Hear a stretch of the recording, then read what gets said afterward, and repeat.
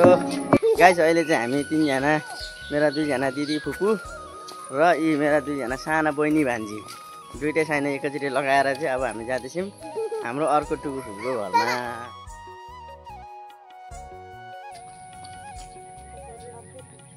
So guys हामीलाई देखेर चाहिँ हाम्रो बहिनी एकदम कुद्दै आउँदैछ हो भेट्न लागि।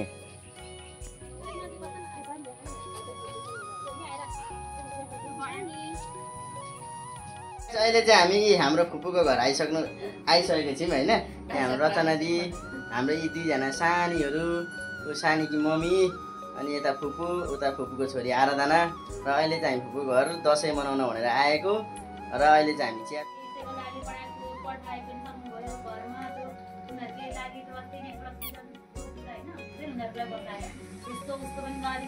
अब डाक्टर देखाउनु हुँदैन। डाक्टर त देखाइसकेको हो यता पेट्रा त देखाइसकेको। अब उता त्यो अझपतिर एउटा के छ हैन आयुर्वेदिक त्यो दबाई खान्छ। त्यसले भयो भने भयो भएन भने त हट्नु पैसा त लाग्छ त्यो के गर्नु। I love you. ला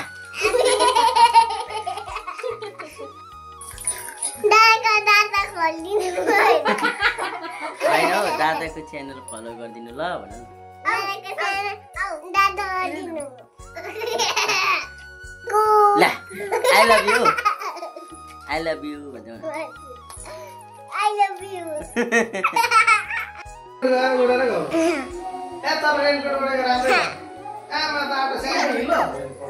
यहाँ चाहिँ हाम्रो काकी सबिनाजी भाउजू र फुपूहरू गफ गर्दै थिए। हेलो भन्दिनँ के हजुर हजुर तिम्रो घरले